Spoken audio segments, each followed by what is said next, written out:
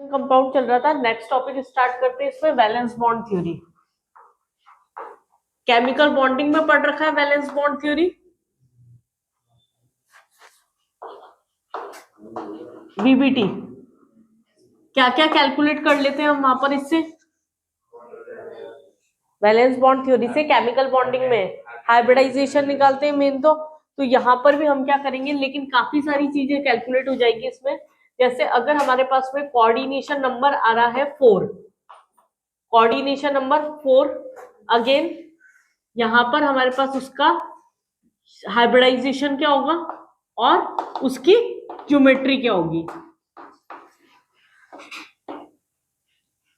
क्या क्या चीजें बैलेंस बॉन्ड थ्योरी से पहली चीज तो कैलकुलेट कर सकते हैं। कोई भी कंपाउंड दे रखा हो उसका shape, geometry, hybridisation, spin complex कौन सा है वो 5 हो गया, 6 हो गया, 6 हो गया, 2 3 4 बहुत कम चलते हैं, 2 और 3, 2 का मतलब क्या हो गया sp हाइब्रिडाइजेशन हो गया, 3 का मतलब क्या हो गया sp2 हाइब्रिडाइजेशन हो गया। बहुत ही रेयरली कोऑर्डिनेशन कंपाउंड में वो आएगा।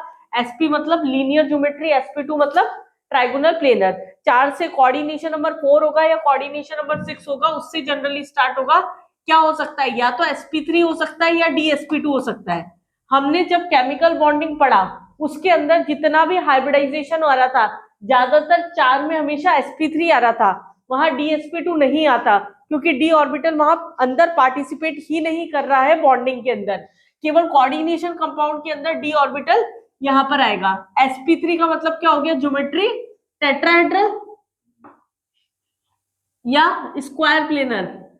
यहां पर dsp2 क्या हो गई, स्क्वायर प्लेनर। तो ये दोनों ज्योमेट्री हो गई। अगर 5 है तो इसका मतलब क्या हो गया, या तो sp3d हो गया या dsp3 हो गया। ट्राइगोनल बायपैरामिडल, टोटल 5 है बॉन्ड्स एक तरह से, तो ये क्या हो जाएगा ट्राइगोनल बायपैरामिडल। आगे हम ले रहे हैं यहाँ पर sp3d2 या फिर d2sp3, दोनों में क्या आएगा यहाँ पर ज्योमेट्री ऑक्टाहेड्रल। तो ये तो क्या हो गए इसमें हाइब्रिडाइजेशन और ज्योमेट्री, पहली चीज जो यहाँ पर कैलकुलेट कर सकते हैं इससे। दूसरा हम निकालते हैं, यहाँ पर एक नई टर्म आती है इनर ऑर्बिटल कॉम्प्लेक्स और outer orbital complex. Inner orbital complex क्या हो गया, जिसके अंदर डी ऑर्बिटल जनरली यहाँ पर बॉन्डिंग के अंदर पार्टिसिपेट कर रहा है। किसमें कर रहा होगा, या तो dsp2 हो गया, d2sp3 हो गया। जब डी ऑर्बिटल अंदर की तरफ पार्टिसिपेट कर रहा है, बॉन्डिंग में पार्टिसिपेट कर रहा है, तो उसको हमने बोल दिया इनर ऑर्बिटल कॉम्प्लेक्स। और दूसरा हम बोल रहे हैं आउटर ऑर्बिटल कॉम्प्लेक्स, मतलब जिसके अंदर यहां पर sp3d हो गया, जैसे sp3d2 हो गया, डी ऑर्बिटल बाहर की तरफ पार्टिसिपेट कर रहा है बॉन्डिंग के अंदर, उसको हमने बोल दिया आउटर ऑर्बिटल कॉम्प्लेक्स। तो ये दो टाइप के कॉम्प्लेक्स निकालने के लिए आ जाते हैं। सबका पैटर्न एक ही तरीके से, पहले हम ये देख रहे हैं कि इससे कैलकुलेट क्या क्या किया जा सकता है। दूसरा मैग्नेटिक नेचर हम बहुत टाइम से पढ़ते आ रहे हैं, अलग अलग चैप्टर्स में अलग अलग तरह से निकालते हैं। जैसे मॉलिक्यूलर ऑर्बिटल थ्योरी में निकालते हैं पैरामैग्नेटिक डायमैग्नेटिक, डी ब्लॉक में निकालते हैं पैरामैग्नेटिक डायमैग्नेटिक। यहाँ पर भी डायमैग्नेटिक और पैरामैग्नेटिक निकालेंगे, लेकिन निकालने के तरीके अलग अलग होंगे। डायमैग्नेटिक सब्सटेंस क्या होते हैं, ये तो सबको याद होगा, क्या होते हैं डायमैग्नेटिक, जिसमें पेयर्ड इलेक्ट्रॉन प्रेजेंट होते हैं, मैग्नेटिक फील्ड से रिपेल करेंगे, और यहाँ पर क्या होंगे, म्यू की वैल्यू क्या होती है, यहाँ पर 0 होगी। मैग्नेटिक मोमेंट जो है उसकी वैल्यू 0 हो गई। पैरामैग्नेटिक सब्सटेंस क्या हो गए, जिसके अंदर अनपेयर्ड इलेक्ट्रॉन प्रेजेंट होंगे। अगर अनपेयर्ड इलेक्ट्रॉन प्रेजेंट है तो वहां पर म्यू का फॉर्मूला क्या होता है, रूट n+2 और magneton, n is number of unpaired electron. तो हम क्या क्या कैलकुलेट कर सकते हैं बीबीटी से, हाइब्रिडाइजेशन, उसकी geometry, inner orbital outer orbital complex, magnetic nature में डायमैग्नेटिक है या पैरामैग्नेटिक है। अगर डायमैग्नेटिक सब्सटेंस होंगे तो वो क्या होंगे, कलरलेस होंगे, और अगर पैरामैग्नेटिक सब्सटेंस है तो वो कलर्ड होंगे। तो ये सारी चीजें हम कैलकुलेट कर सकते हैं, लेकिन पैटर्न होता है किस तरीके से इसे कैलकुलेट किया जाता है। और उसके अलावा एक सीरीज हमें यहाँ पर याद होनी चाहिए। पहले इतना कैलकुलेट कर लो, लिख लो यहाँ पर वैलेंस बॉन्ड थ्योरी, टॉपिक डालो।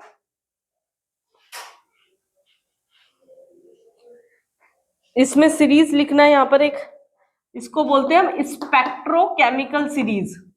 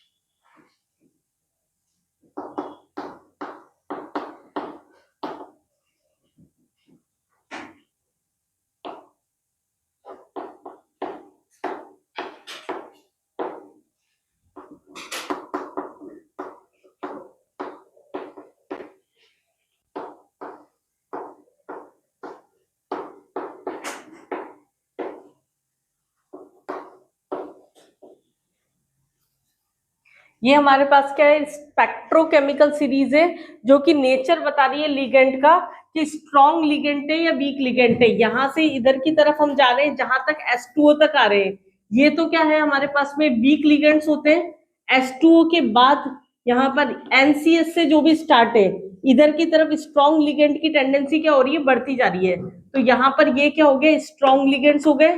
तो अगर हम यहाँ पर बात कर रहे हैं तो CO कार्बन मोनोऑक्साइड जो होगा वो क्या होगा, स्ट्रॉन्गेस्ट लिगेंड होगा।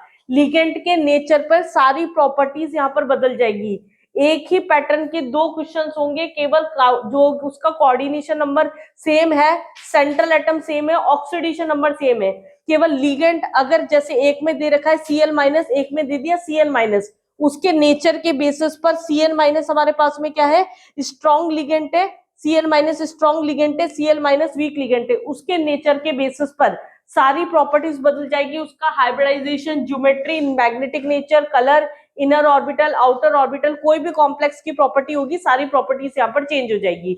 पहले ये लिख लो एक बार, उसके बाद में नेक्स्ट एग्जांपल से देखते हैं कि कैसे कैलकुलेट करते हैं इसे। ये जो पूरी सीरीज है इससे जा रही है कंप्लीटली। देखें यहाँ पर क्या है, वैसे तो लिगेंड्स जो है हमें दिख रहे हैं, ज्यादातर जितने भी बाइडेंटेड लिगेंड है, PHEN हो गया, डाइपायरिडिन हो गया, ये पायरिडिन हो गया, EN हो गया, ये सब स्ट्रॉन्ग लिगेंड है। EDTA स्ट्रॉन्ग लिगेंड है। मोनोडेंटेड में कौन से एग्जांपल्स आ रहे हैं इसके अंदर, जिसमें कार्बन या nitrogen as a donor atom है। यहाँ पर कार्बन है, यहाँ CN है, यहाँ NO- है, NCS है। तो जितने में भी कार्बन, ऑक्सीजन या फिर नाइट्रोजन यहाँ पर डोनर एटम आ रहा है, वो क्या हो गए, ज्यादातर स्ट्रॉन्ग लिगेंड होंगे। केवल C2O4 2- है, इसमें कार्बन नहीं है, ध्यान रखना, ऑक्सीजन डोनर एटम है।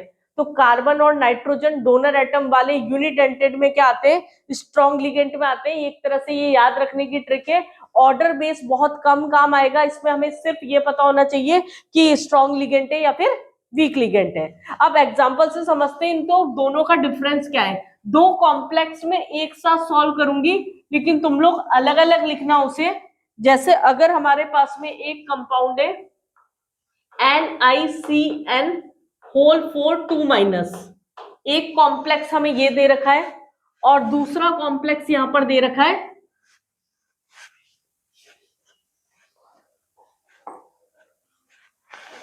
NiCl4 bracket close 2-। ये दो कॉम्प्लेक्स हमें यहां पर दे रखे CN4 ये कॉम्प्लेक्स दिए। दोनों के आंसर में सारा डिफरेंस आ जाएगा। चार्ज जनरली क्या होता है, जब हम केमिकल बॉन्डिंग पढ़ते हैं, चार्ज जब आ रहा होता है, अगर किसी की ज्योमेट्री वगैरह स्टार्टिंग में निकाल लेते हैं तो उनका हाइब्रिडाइजेशन भी सेम ही होता है। लेकिन यहीं पर हाइब्रिडाइजेशन, दोनों का कोऑर्डिनेशन नंबर क्या है, 4 है दोनों का कोऑर्डिनेशन नंबर। जैसे CN है, इसका कोऑर्डिनेशन नंबर क्या आ रहा है, 4 आ रहा है। Cl है, यहाँ पर ये भी कोऑर्डिनेशन नंबर क्या है, 4 है। अगर दोनों का कोऑर्डिनेशन नंबर 4 है, इसका मतलब हाइब्रिडाइजेशन क्या होगा, या तो sp3 होगा या फिर DsP2 होगा। अब देखो फर्स्ट स्टेप क्या है, calculate oxidation number. Oxidation number निकाल लिया हमने सेंट्रल एटम का, निकल का क्या आएगा यहाँ पर +2। कैलकुलेट करना हमने सीख रखा है, x + 4 × -1 = -2। तो कितना आ रहा है निकल पे, ऑक्सीडेशन नंबर +2। जो भी ऑक्सीडेशन नंबर आएगा वो सेंट्रल एटम का चार्ज लगा देंगे और फिर उसका इलेक्ट्रॉनिक कॉन्फ़िगरेशन लिखेंगे। फर्स्ट स्टेप क्या है, ऑक्सीडेशन नंबर निकालना है, सेंट्रल एटम पे उसका चार्ज लगाना है और उसके बाद उसका इलेक्ट्रॉनिक कॉन्फ़िगरेशन लिखना है। तो यहाँ पर अब निकल है, एकदम से याद ही नहीं आता। अगर मैं बोल रही हूँ एटॉमिक नंबर है 28, इलेक्ट्रॉनिक कॉन्फ़िगरेशन क्या हो जाएगा 388 4s2। हम बार बार वैसे कैलकुलेट भी नहीं करेंगे, डी ब्लॉक में मैंने ट्रिक बता रखी है, जिनको नहीं पता ऐसे याद रख लो 21 से 30 तक जो भी नंबर है। जैसे अगर अभी हमने 28 ही लिया तो हमें पता है 3d और 4s आता है, इसमें d के ऊपर 8 चला जाएगा, s के ऊपर 2 चला जाएगा, एक्सेप्ट नंबर 24 और 29 जो एक्सेप्शन है कॉपर और क्रोमियम। यहाँ पर क्या 8 कर दिया, जैसे 27 आ रहा है तो हम क्या ले लेंगे सीधा 3d7 4s2। तो क्वेश्चंस करने में थोड़ी स्पीड आ जाएगी इससे, क्योंकि ये एक बहुत बेसिक सी स्टेप है, इसमें बहुत लंबा कैलकुलेशन जाएगा टॉपिक का। इसलिए निकल क्या था 3d8 4s2 इसका एक्चुअल कॉन्फ़िगरेशन है, लेकिन +2 है, 2 इलेक्ट्रॉन अगर हमने निकाल दिए, ध्यान रखना अगर 4s2 3d8 लिखा और 3d में से फिर 2 इलेक्ट्रॉन निकाले तो सारे आंसर चेंज हो जाएंगे। तो इलेक्ट्रॉनिक कॉन्फ़िगरेशन सिस्टमैटिक पैटर्न में according to general electronic configuration ही लिखना, n-1d और ns ऑर्बिटल, जो डी ब्लॉक का जनरल इलेक्ट्रॉनिक कॉन्फ़िगरेशन होता है उसी के अकॉर्डिंग। तो यहाँ पर कॉन्फ़िगरेशन क्या हो गया 3d8, ये हुई सेकंड स्टेप। यहाँ पर नेक्स्ट हम लिखते हैं यहाँ पर ग्राउंड स्टेट में, इसे लिख के रख लेते हैं। ग्राउंड स्टेट में अगर डी ऑर्बिटल फिल करेंगे तो क्या होगा, यहाँ पर 8 इलेक्ट्रॉन है, 2 3 4 5 6 7 8 इलेक्ट्रॉन है यहाँ पर। अब उसके अलावा साइनाइट है, साइनाइट अब ये ग्राउंड स्टेट है, एक्साइटेड स्टेट में क्या होगा बॉन्डिंग होनी स्टार्ट हो जाती है। बॉन्डिंग होनी स्टार्ट होगी, उससे पहले हमें ध्यान क्या देना है, यहाँ पर किस नेचर का लिगेंड है। साइनाइट क्या होता है, स्ट्रॉन्ग लिगेंड प्रेजेंट है यहाँ पर। अगर स्ट्रॉन्ग लिगेंड है तो यहाँ हम पेयरिंग कर देंगे जितने भी अनपेयर्ड इलेक्ट्रॉन होंगे उनकी। तो यहाँ इस पॉइंट में एग्जांपल में लिख के रख लेना, if strong ligand is present then do pairing. पहले एक्साइटेड स्टेट में जब बॉन्डिंग करेंगे उससे पहले पेयरिंग करवा देंगे। अगर पेयरिंग करा दी तो यहाँ एक्साइटेड स्टेट में इसे फिल किया तो क्या हुआ,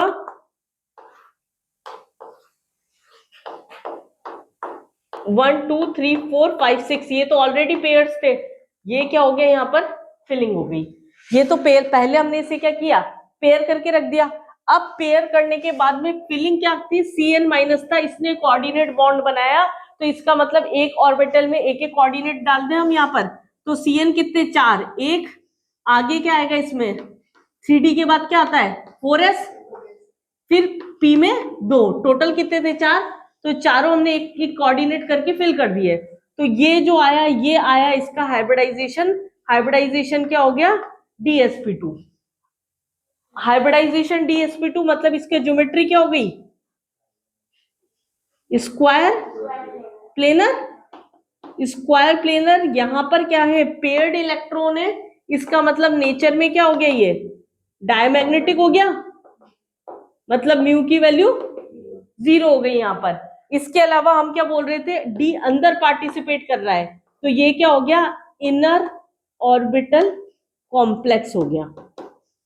आगे चल के हम देखेंगे इसमें, जब इसकी नेक्स्ट थ्योरी पढ़ेंगे क्रिस्टल फील्ड स्प्लिटिंग थ्योरी, उसमें देखेंगे कि ये लो स्पिन और हाई स्पिन कैसे होते हैं। अगर हमारे पास किसी में स्ट्रॉन्ग लिगेंड प्रेजेंट होता है, जब पेयरिंग करवा देता है तो वो जनरली क्या करते हैं लो स्पिन कॉम्प्लेक्स होते हैं, और ऐसे ही वीक लिगेंड प्रेजेंट होगा तो वो हाई स्पिन कॉम्प्लेक्स कहलाएंगे।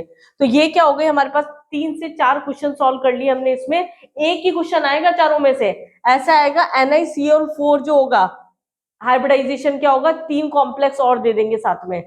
तो एक बार में हमें एक क्वेश्चन के अंदर 4 कॉम्प्लेक्स एक साथ सॉल्व करने होंगे, तो इसकी प्रैक्टिस उतनी होनी चाहिए। अब इसी एग्जांपल को दूसरे इसमें ले लो, सेकंड एग्जांपल में हम इसी को एक्सप्लेन कर रहे हैं, निकल Cl4 और सेम कंडीशन है सारी। तो फर्स्ट स्टेप क्या थी, क्या निकालना है फर्स्ट स्टेप में, ऑक्सीडेशन नंबर। ऑक्सीडेशन नंबर निकाला Na+2, configuration same, ground state में सेम कंडीशन, ग्राउंड स्टेट में यहां पर सेम कंडीशन, कोई डिफरेंस नहीं यहां तक। ये फिलिंग कर दी हमने 8 इलेक्ट्रॉन की। अब एक्साइटेड स्टेट में क्या हुआ, यहाँ पर एक्साइटेड स्टेट के अंदर क्या थे, यहाँ पर 4 ही फिल करने, लेकिन ये क्या है, वीक लिगेंड है। अगर वीक लिगेंड है इसका मतलब क्या हुआ, ये जो अनपेयर्ड इलेक्ट्रॉन है इसको ऐसा का ऐसा रहने देंगे और जो बॉन्डिंग होगी वो उसके नेक्स्ट ऑर्बिटल से होगी। तो यहां पर हमने जब ये है इसको अनटच्ड रखा, 1 2 3 4 5 6 7 8, आगे क्या आएगा इसमें एस और पी, बढ़ने अभी 4 ही है आगे जाने की जरूरत नहीं है, 1 2 3 4 फिल कर दिए। हाइब्रिडाइजेशन क्या हो गया, sp3 geometry tetrahedral, mu 2 unpaired electron है तो 2 2 + 2 मोर मैग्नेटॉन, नेचर पैरामैग्नेटिक। डी अंदर पार्टिसिपेट नहीं कर रहा है, एस अंदर बॉन्डिंग में पहले कौन पार्टिसिपेट कर रहा है, एस ऑर्बिटल, तो इसको हमने क्या बोल दिया, आउटर ऑर्बिटल कॉम्प्लेक्स। और ये क्या हो गए, लो स्पिन हो गए, हाई स्पिन कॉम्प्लेक्स। सारे के सारे आंसर चेंज हो गए, दो सेम टाइप के कॉम्प्लेक्स, सेम टाइप का सेंट्रल एटम, सेम टाइप का ऑक्सीडेशन नंबर, बट केवल लिगेंड के नेचर से हाइब्रिडाइजेशन, उसका shape, magnetic nature, colour property, inner orbital, सारी प्रॉपर्टीज चेंज हो गई। तो ये पैटर्न होता है सारे क्वेश्चंस को सॉल्व करने का। एक बार कॉपी कर लो दोनों एग्जांपल।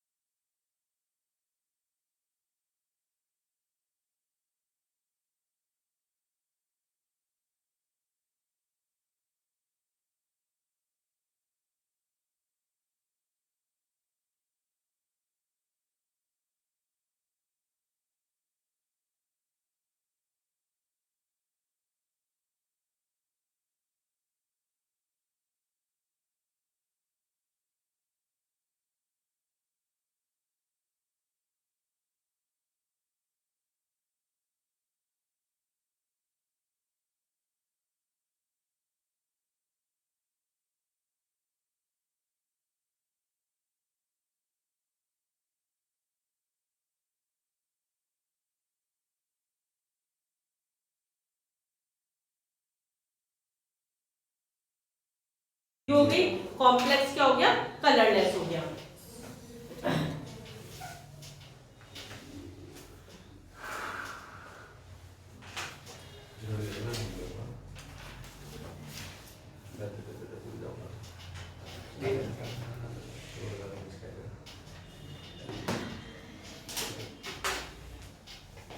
हो गया,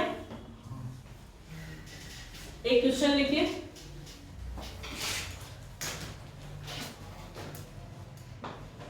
30 जनवरी 2023 का क्वेश्चन है। मैच दी कॉलम दिया हुआ है, लिस्ट 1 और 2 करके दे रखी है। यहाँ पर 4 कंपाउंड दे रखे थे। अब देखो यहीं से इमेजिन कर लो एक क्वेश्चन में हमें कितना सॉल्व करना है, लेकिन प्रैक्टिस होगी तो उससे कितना डिफरेंस आएगा वो भी एक चीज है। NH3 4 2+, तीसरा यहाँ पर दे रखा है, यहाँ पर FeH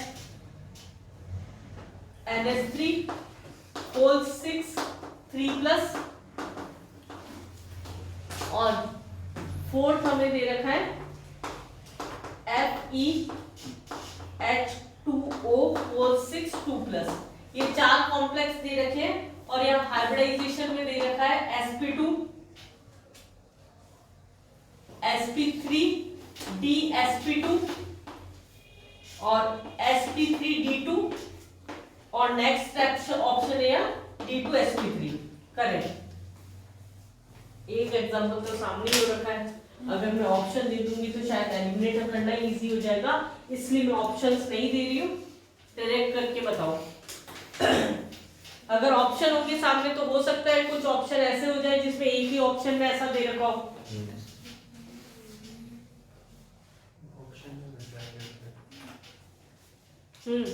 NiCO4 का तो भी ऑप्शन देख ही देती हूँ, है अलग अलग, क्योंकि ABCD करके लिख देती हूँ। यहाँ पर ABCD अगर हमारे पास में, इसको ABCD ले लो, उधर 1 2 3 4 ले लो। NH3 का क्या होगा? ये अगर हमारे पास में ये 1 2 3 4 लिख रही हूँ मैं, NH3 तो स्ट्रॉन्ग लिगेंड है, नहीं इसका ऑक्सीडेशन 0 न्यूट्रल लिगेंड है। ABCD में अंदर हमारे पास में फर्स्ट ऑप्शन के अंदर है हमारे पास में 2 1 3 4, सेकंड ऑप्शन में 1 2 3 4, थर्ड ऑप्शन है यहाँ पर 2 1 4 3, और नेक्स्ट ऑप्शन है 1 2 4 3। करेक्ट। बी और डी में से कोई ये कॉपर 24 होता है, कॉपर 29, मतलब ये एक्सेप्शन वाला है। हाँ कॉन्ट्रीब्यूशन एक्सेप्शन वाला है। डी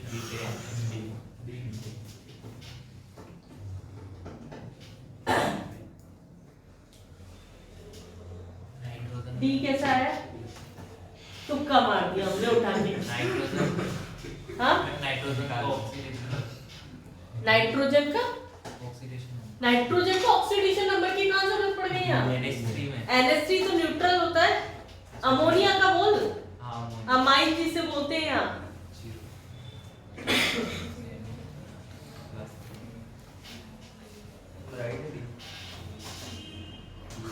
आंसर तो सी डी इसलिए सही हो गया, अभी अभी हमने ये तो कैलकुलेट कर ही लिया था। NiCO4 उसका तो हाइब्रिडाइजेशन क्या आ रहा था? sp3 आ रहा था। इसका मतलब आंसर बी में से या फिर डी में से एक था। उसके बाद में कॉमन सेंस अगर लगा लेते ना यहाँ पर, तो एक ही ऑप्शन था, नहीं दो है, 3 4 में डिफरेंस है, क्योंकि यहाँ पर क्या 2 तो होगा ही होगा, क्योंकि बचा हुआ दूसरा कॉम्प्लेक्स 4 कोऑर्डिनेशन मतलब sp3 या dsp2 होगा। एक का sp3 है तो दूसरे का dsp2 ही होगा। तो बिना टाइम वेस्ट किए हम सेकंड ऑप्शन छोड़ के थर्ड ऑप्शन चेक करना शुरू कर दें। पेपर में टाइम बचाने का तरीका है। मैंने ऐसे ही किया। थर्ड में क्या किया? डी वाले में कैसे? बी में हाइब्रिडाइजेशन क्या होगा, या तो sp3 या dsp2। ऑप्शन बेस कर रहे हैं तो sp3 हमें कंफर्म है कि निकल चुका है, तो दूसरा dsp2 ही होगा। अब इसको सॉल्व कर लो। भले Fe क्या था? 3d6 4s2। ऑक्सीडेशन नंबर क्या आ रहा है? +3 का मतलब क्या हो गया? 3 इलेक्ट्रॉन निकाल दे, 2 और एक इधर से निकला, क्या बचा? 3d5 बचा। तो ग्राउंड स्टेट के अंदर क्या होगा यहाँ पर 5 ही था केवल, तो 5 ही अनपेयर्ड इलेक्ट्रॉन। NH3 क्या स्ट्रॉन्ग लिगेंड है, पेयरिंग कर देंगे तो यहाँ पर क्या हो गया, ये पेयर किया, आगे से 6 से बढ़ना शुरू करेंगे तो D2sp3 आ जाएगा। तो ये क्या हो गया Fe का D2sp3, तो बचा हुआ अपने आप ही हो गया डी ऑप्शन। पेपर में तुक्के काम नहीं करते हैं, पर या तो आप बहुत ही अच्छी किस्मत लेके आए हो, लेकिन ऐसा नहीं होता है। मैंने ट्राई किया था, अभी मैंने 15 तुक्के मारे थे। हाँ। तो 3 सही हो गए। हाँ। तो पूरा सही हो जाएगा, मतलब हाँ। 0 मार्क्स आएंगे। हाँ। और सही हो तो +2 हो जाएंगे। हाँ। 15 के 15 गलत। 15 के 15 गलत। तो ऐसे भाई किस्मत लेके नहीं आए हो इतनी अच्छी। तो मॉक टेस्ट था तो मैंने ट्राई किया। मॉक टेस्ट बहुत हार्ड था इस बार। नहीं जो पता नहीं मैंने अच्छा अनएकेडमी कर दिया था क्या? मैंने एक बार तुक्के मारे थे 130 जो उसका वो हर बार नहीं होता है, All किस्मत India हर बार वाला इतनी जो अच्छी नहीं उसमें होती है। हाँ ऑल इंडिया वाला था जो ACT वाला। हाँ वो तो एडवांस लेवल का था। हो गया। तो सबसे ज्यादा और सबसे फ्लो में हमारे पास में क्या है, इसके क्वेश्चंस की प्रैक्टिस करो। एक क्वेश्चन और लो,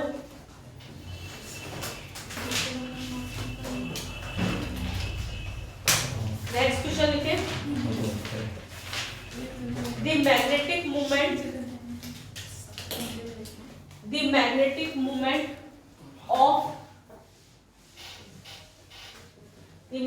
moment of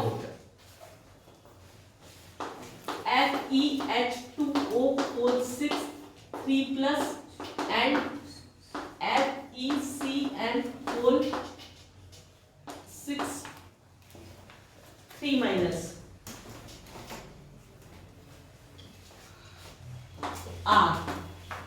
ऑप्शंस दे रही हूँ यहाँ पर। ये क्वेश्चन है आपका अप्रैल 11 अप्रैल 2023 का। सारे 2023 के क्वेश्चन चल रहे हैं अपने। म्यू की वैल्यू निकालनी है बेसिकली हमें। यहाँ पर डायरेक्ट ऑप्शंस में दे रखा है। फर्स्ट ऑप्शन है 6.92 इन बोथ। सेकंड ऑप्शन दे रखा है हमें यहाँ पर 4.89 एंड 6.92 रेस्पेक्टिवली। थर्ड ऑप्शन दे रखा है S2O 3.87 एंड 1.732 और लास्ट ऑप्शन दे रखा है यहाँ पर 5.92 एंड 1.732। ये ऑप्शंस दे रखे। देखो क्वेश्चन बहुत जल्दी जल्दी हो सकते हैं, हमें हर स्टेप पे अटक के क्वेश्चन पूरा सॉल्व करने की बिल्कुल भी जरूरत नहीं होती इनमें। थोड़ा सा प्रैक्टिस बढ़ाओ। हाँ आंसर क्या डी। और कोई आंसर 94 का आंसर डी। इतनी जल्दी कैसे आ गया? वो 5 अनपेयर्ड इलेक्ट्रॉन्स वाला। 5 अनपेयर्ड अभी हमने सॉल्व किया था। अब देखो ऐसे प्रैक्टिस से होगी ये चीजें। Fe3+ अभी सॉल्व किया, 3d5 है, ये था 3 इलेक्ट्रॉन निकाले। कॉन्फिगरेशन क्या था 3d6 4s2 था। जब हमने 3 इलेक्ट्रॉन निकाले थे यहाँ पर, तो क्या हुआ था 2 और 1, ये क्या हो रहा था कैंसिल हो रहा था। तो 3d5 हो गया हमारे पास में। तो 5 ही अनपेयर्ड इलेक्ट्रॉन यहाँ पर थे। अगर 5 अनपेयर्ड इलेक्ट्रॉन यहाँ पर प्रेजेंट थे तो इसका मतलब क्या हो गया, सीधा म्यू की वैल्यू क्या हो जाएगी √5 5+2 हो जाएगी। कुछ सॉल्व ही नहीं करना था। और वैसे भी ये ट्रिक होती है कि अगर हमारे पास में 5 अनपेयर्ड इलेक्ट्रॉन आ रहे हैं तो इसे हम क्या करते हैं, सीधा 5 पॉइंट समथिंग आंसर हो जाता है। अगर ऐसे इसके लिए निकाल रहे हैं साइनाइड, पेयरिंग हो जाएगी। अगर पेयरिंग हो जाएगी तो इसका मतलब क्या होगा, यहाँ पर 2 ही अनपेयर्ड इलेक्ट्रॉन होंगे। तो यहाँ पर एक अनपेयर्ड इलेक्ट्रॉन रह जाएगा, एक अनपेयर्ड रह जाएगा, तो म्यू की वैल्यू 1 पॉइंट समथिंग आएगी। तो ये आंसर फाइनल आंसर हो गया। तो इसकी प्रैक्टिस करोगे तो बहुत आराम से हो जाएगा। लेकिन वैलेंस बॉन्ड थ्योरी की भी बहुत सारे ड्रॉबैक थे, वो नेक्स्ट क्लास में लेके चलेंगे। कितना पेज लगेगा?